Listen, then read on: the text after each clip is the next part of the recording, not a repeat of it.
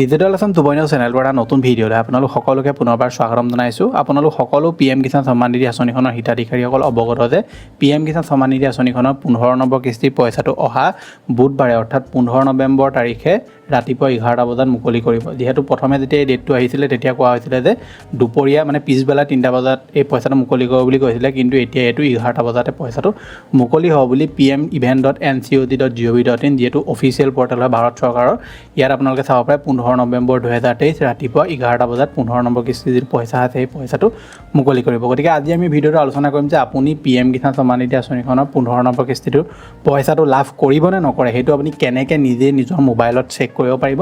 বাকী যিসকল লোকে নতুনকৈ আবেদন কৰিছে তেওঁলোকে কেনেকৈ চেক কৰিব পাৰিব আৰু 4000 টকাকৈ আপোনালোক কোনসকল লোকে লাভ কৰিব এইটো ভিডিঅ'তে আমি আলোচনা কৰিম। গতিকে আপোনালোকক প্ৰথমে এইটো কথা কৈ লওঁ যে 4000কৈ কোনে লাভ কৰিব। চাওক, যিসকল লোকে PM কিষাণৰ 14 নম্বৰ কিস্তিৰ পইচাটো নাপালে, 13 নম্বৰলৈকে কিস্তিৰ পইচা পাই আছিলে কিন্তু 14 নম্বৰ কিস্তিৰ পইচাটো তেওঁলোকে KYC নকৰাৰ কাৰণে নাপালে বা যিকোনো ধৰণৰ কিবা খেলি মেলি হৈ থকাৰ কাৰণে নাপালে, সেই লোকসকলে 4000 টকা লাভ কৰিব। বাকী ধৰি লওক যিসকল লোকে কণ্টিনিউৱাছলি পইচা পাই আছে, কিস্তি লাভ কৰি আছে, সেইসকল লোকে 2000 টকাই লাভ কৰিব। গতিকে আৰু এটা কথা লগতে কৈ দিওঁ যে আপুনি PM কিষাণৰ পইচা পাবলৈ 3টা কাম আপোনালোকে কৰি থোৱাটো বাধ্যতামূলক।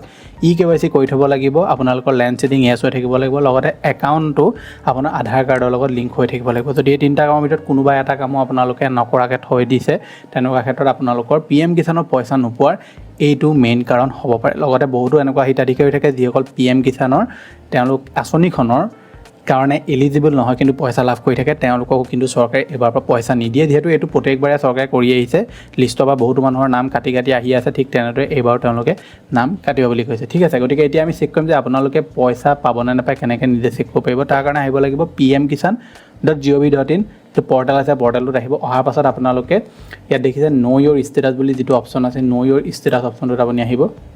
অহাৰ পাছত ইয়াত আপুনি দেখিছে এণ্টাৰ ৰেজিষ্ট্ৰেশ্যন নম্বৰ, ইয়াত আপোনালোকে চিম্পলি ৰেজিষ্ট্ৰেশ্যন নম্বৰ দি দিব যিটো আপোনাৰ PM কিষাণৰ।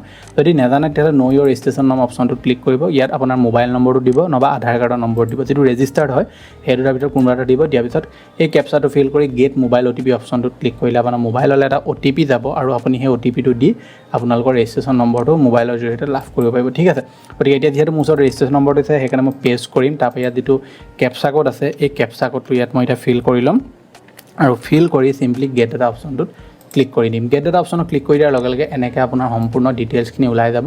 মই এতিয়া এইখিনি ব্লাৰ কৰি দিছোঁ কাৰণ এইখিনি বেলেগৰ পাৰ্চনেল ডিটেইলছ হয়। আপোনালোকক মই মেইন কেইটা বস্তু দেখুৱাই দিছোঁ। চাওক, ইয়াত যিটো আমি দেখিছে এলিজিবিলিটি ষ্টেটাছ, এই 3টাত আপোনালোকৰ লেণ্ড ছেডিং, আধাৰ বেংক একাউণ্ট ছেডিং ষ্টেটাছ আৰু KYC এই 3টা আপোনালোকৰ য়েছ হৈ থাকিব লাগিব। মই এতিয়া যিজন ব্যক্তি চাই আছোঁ তেওঁ আটাইকেইটা বস্তু য়েছ হৈ আছে। লগতে আপোনালোকৰ যদি কিবা ইনএলিজিবিলিটি দেখুৱাই থাকে তেনেকুৱা ক্ষেত্ৰত আপোনালোকৰ ৰিজন অফ ইনএলিজিবিলিটি বুলি যিটো অপশ্যন আছে তাৰ তলত আপোনালোকৰ দেখুৱাই থাকিব যে কাৰণটো কি, কিয় আপোনাৰ ইনএলিজিবল হৈ গ'ল, আপোনাৰ পে'মেণ্টটো কিয় ষ্টপ কৰি দিয়া হৈছে, এনেকুৱা ধৰণৰ কিছুমান কাৰণ আপোনালোকৰ তলত দেখুৱাই থাকিব। যদি ইয়াত সকলোবিলাক বস্তু ঠিকে থাকে তেনেহ'লে আপোনালোকে গম পাব যে আপুনি পইচাটো লাভ কৰিব। কিন্তু বহুতৰ এনেকুৱাও হয় যে সকলোবিলাক বস্তু ঠিক থকাৰ পিছতো তেওঁলোকে পইচা নাপায়। সেইসকলক মই প্ৰায়ে কওঁ যে আপোনালোকে গৈ মেলি যিটো আপোনাৰ এগ্ৰিকালচাৰ অফিচ আছে বা মাজে মাজে আমাৰ পঞ্চায়তসমূহতো এনেকুৱা ধৰণৰ কামসমূহ তেওঁলোকে কৰি থাকে। PM কিষাণ ৰিলেটেড কিবা খেলি মেলি থাকিলে মানুহৰ কাৰণে তেওঁলোকে কেম্প পাতে আৰু সেই কেম্পসমূহতে সকলোবিলাক কাম তেওঁলোকে কৰি দিয়ে। গতিকে আপোনালোকে মাজে মাজে পঞ্চায়ততো খবৰ কৰি ৰাখিব, খবৰ কৰি থাকিব। যিসকল ধৰি লওক PM কিষাণ আঁচনি পইচা পোৱা নাই যিসকল লোকে খবৰ কৰি থাকিব, মাজে মাজে পঞ্চায়তত আহি থাকে এনেকুৱা ধৰণৰ, বা মাজে মাজে বেলেগ জেগাতো শিবিৰ পাতে, সেই শিবিৰসমূহত গৈ আপোনালোকে কামসমূহ ঠিক কৰি ল'ব পাৰে। বাকী 15 নম্বৰ কিস্তিৰ পইচাটো আপোনালোকে অহা বুধবাৰে ৰাতিপুৱা 11টা বজাত, অসমৰ লোকসকলে বুধবাৰে নাপাবও পাৰে বা বুধবাৰে ৰাতি নহবা বৃহস্পতিবাৰ শুকুৰবাৰ ভিতৰত পাব পাৰে, কাৰণ আমাৰ অসমৰ ক্ষেত্ৰত PM কিষাণৰ পইচাটো পাওঁতে হিতাধিকাৰীসকলৰ অকণমান টাইম লাগে। গতিকে এইটো আছিলে যে আপোনাক দিবলগীয়া ইনফৰ্মেশ্যন। আশা কৰিছোঁ ভিডিঅ'টো চাই আপোনালোকে ভাল পালে। যদি ভাল পালে ভিডিঅ'টো লাইক এটা কৰিব। এতিয়ালৈকে যদি লাইক এটা কৰা নাই লাইক এটা কৰি দিব। চেনেলটো যদি প্ৰথম আহিছিলে ছাবস্ক্ৰাইব কৰি ল'ব এনেকুৱা ধৰণৰ ইনফৰ্মেটিভ ভিডিঅ'সমূহ ৰেগুলাৰ চাবৰ কাৰণে।